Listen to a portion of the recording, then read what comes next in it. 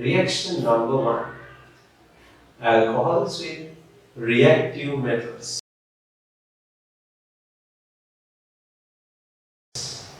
As you know, reactive metals such as sodium, potassium and other group 1 metals react with water to produce metal hydroxide and hydrogen gas.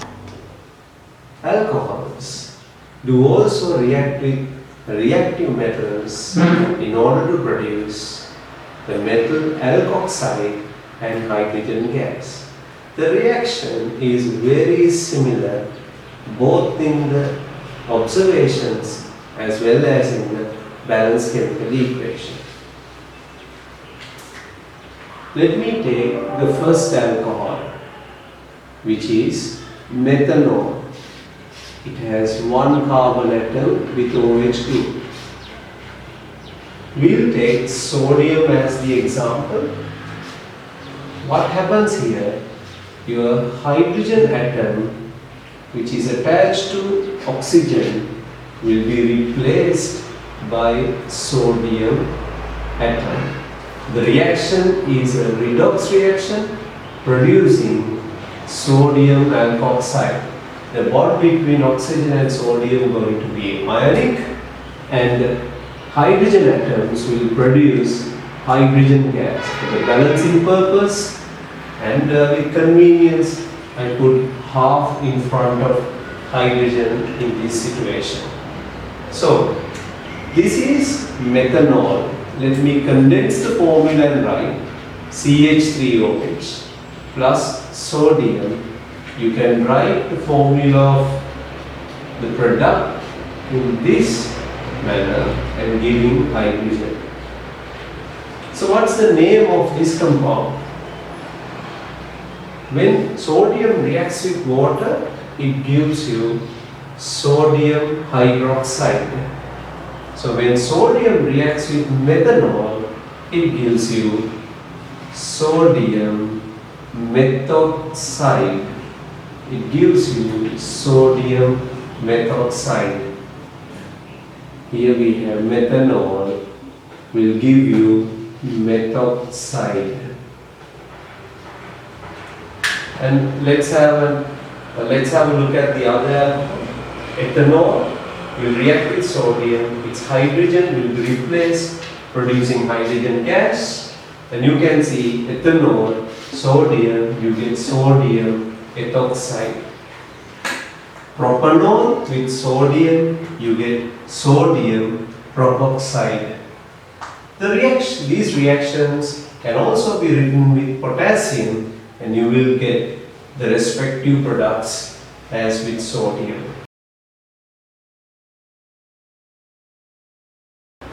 Chemical reactions of alcohols. Reaction number 2.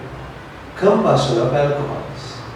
Alcohols can undergo complete combustion with oxygen, producing carbon dioxide, water, and a lot of heat energy. Since it is producing a lot of heat energy, alcohols can be used as well.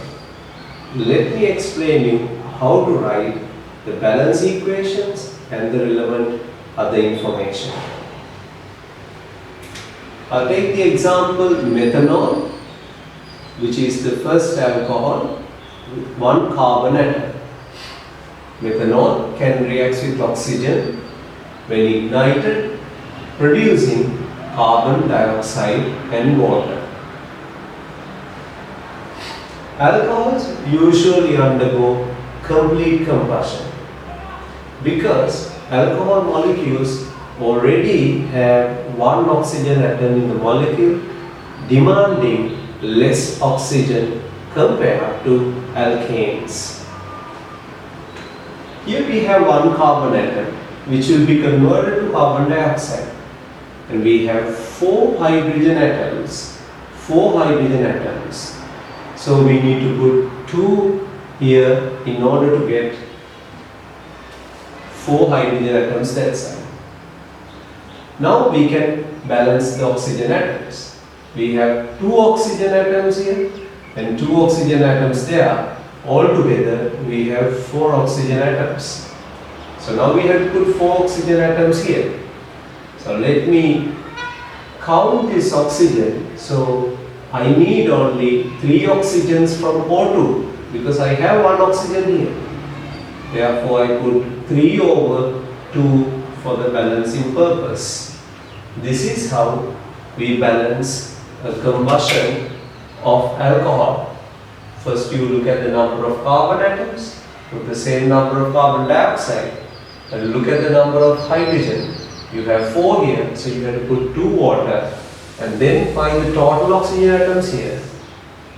And subtract 1 from that total, because you have oxygen atom in ethanol, in the alcohol. So then you can write the rest of the oxygen atoms by putting the relevant number.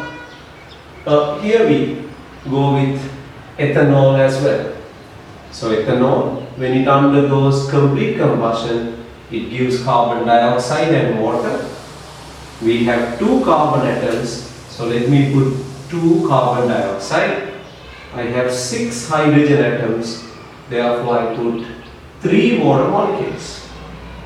Number of oxygens would be here 4 plus 3, then I have 7 oxygen. I put 7 oxygen this side. Here we already have 1 oxygen atom, so you need 6, therefore I put 3 in front of oxygen. So this is the balanced equation for the combustion of ethanol. And let me do propanol also. Propanol, you have 3 carbon atoms, so you put 3 carbon dioxide, you have 8 hydrogen atoms, therefore you put 4 water molecules. Now you have 3 into 2, 6 oxygen, and 4 into 1, 4, altogether 10 oxygen that side. We already have 1 oxygen, so you have put 9 over 2. Not only the complete combustion would take place always, there can be shortage of air. As a result, the incomplete combustion can also take place. So if there is incomplete combustion, then you get carbon monoxide and water. So the balancing will be similar, but you have to be careful with the number of oxygen atoms. And here we have 8, so you put 4 water molecules. Now the total oxygen atoms will be 3 plus 4 here, and we have to put 7 oxygen atoms, so you put 3 over there, because we already have 1 oxygen here. So this is the combustion of alcohol.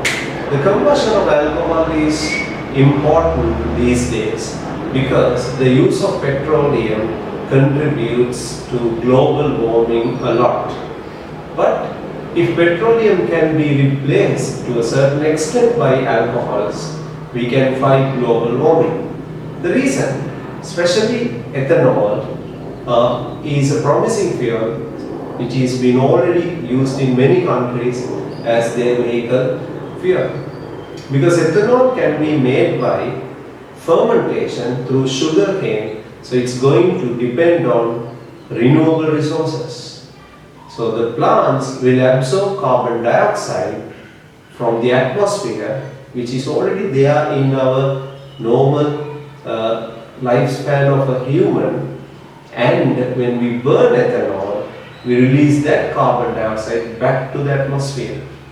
Even though it's not 100% carbon neutral, still it is much better than petroleum, which uses the carbon storage of the earth, which is deposited for million years. Chemical reactions of alcohols. Reaction number 3. Oxidation of some alcohols. When you oxidize some alcohols using oxidizing agents, they produce carboxylic acids. Here are the examples. When you oxidize methanol, which means when you react methanol with potassium manganate 7. Oh, you call it potassium permanganate? In the presence of an acid in the mixture, it will obtain oxygen atoms, or it will accept oxygen atoms and get oxidized to the respective carboxylic acid, which means it will become methanoic. What is a carboxylic acid? That will be explained to you in the next video series of carboxylic acids. But just for the time being, for your understanding, carboxylic acid has this functional group where you have two oxygen atoms attached to carbon and one oxygen has hydrogen atom like hydroxyl group. So the carbon atom with OH will become carboxylic group. Since there is only one carbon atom is in methanol, it will become methanoic acid. You call it methanoic acid. It is gaining oxygen atom and producing methanoic acid. But you can see there should be water molecules added to balance this equation, because it has 4 hydrogen atoms.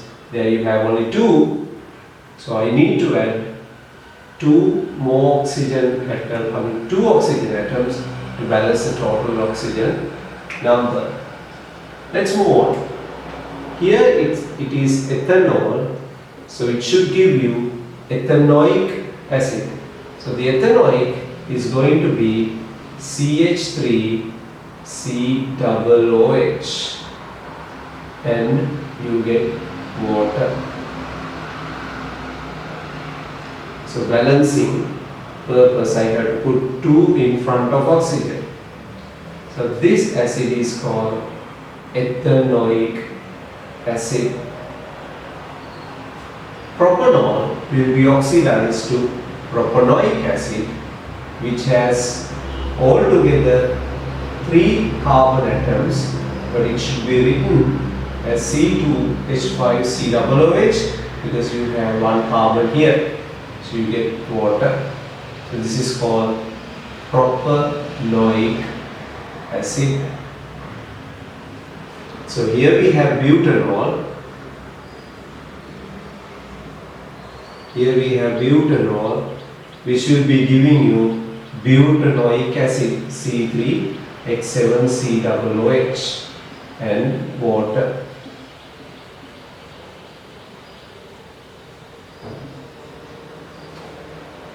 Right. How can we oxidize alcohol in the laboratory? Yes, you can easily do it in a boiling tube by adding the alcohol and the oxidizing agent and warm it in a water bath. Not heat it straight away with a naked flame because alcohols are flammable. When you need to prepare a large quantity of ethanoic acid, we need to use heat under reflux method. Rather than using open beaker to heat this reaction mixture, it's always safer and more yielding. Why? Ethanol is a volatile liquid. If you heat this in an open beaker, it will definitely evaporate and will reduce the amount of ethanoic which can be produced. So we use heat on a reflux method. We'll see how it is going to reduce the escaping of ethanol. This is vertically fixed condenser which is going to cool down the vapor produced while heating. The vapor or the ethanol vapor produced will enter the condenser and it will be cooled and condensed, and the vapor will fall back to the reaction mixture as a liquid again. So you can see it will happen over and over again. So when ethanol tries to escape, we trap it inside the condenser, condense it and put that into the solution again. In that way we can avoid a loss of ethanol. And also, it's much safer since it's closed and we are heating an electric heater. The previous reaction, which is the combustion of alcohol, is also an oxidation.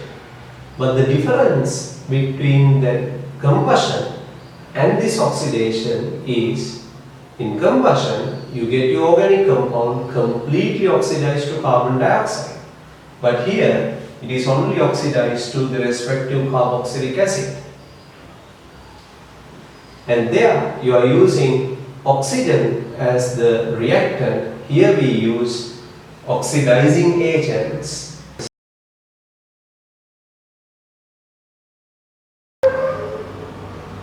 Chemical reactions of alcohols. Reaction number 4. Alcohol molecules can be dehydrated to form the respective alkenes. If you take ethanol as an example, if we react ethanol with a dehydrating agent, we get ethene as the main product. The mixture has to be heated strongly in order to overcome the activation energy. Let's see how can we carry out that experiment in the laboratory. We place cotton wool soaked in ethanol into a boiling tube, which will be horizontally clamped, and we keep aluminium oxide, the catalyst, in the middle of the boiling tube, like in the diagram, and we are going to heat the catalyst so that the proper temperature is achieved for the reaction to take place. Since ethanol is volatile and due to the heat, ethanol vapor will be passed over the catalyst, and on the surface the dehydration takes place. What is dehydration? You can see the water molecule in this, from this ethanol, a water molecule can be chemically removed to produce water, which is catalyzed by aluminium oxide.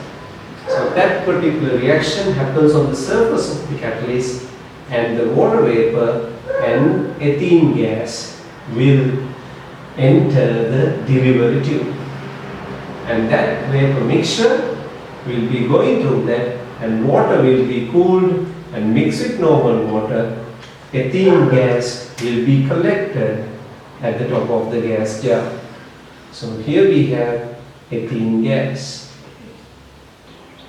There is an important practical concern related to this experiment. Since we heat this boiling tube strongly, the inside pressure increases due to the expansion of air. But if we stop heating this, the pressure inside the boiling tube will decrease. That will make water in this flask to be sucked back into the hot boiling tube. The sudden cooling can crack the boiling tube and it will break. In order to stop that, we are going to use a valve here which allows only the gas to go this side but not the water to go that side. We have come to the conclusion of chemical reactions of alcohols. We learned the reaction with sodium, combustion of alcohol, oxidation of alcohol, and dehydration of alcohol. Hope you have understood all these 4 reactions and you have learned how to write those reactions as well. Take your crash course tutorial and go to the relevant pages and complete all these alcohol reactions. Also, now you can answer the past paper questions in the tutorial and check your answers with the respective mark schemes. Thank you.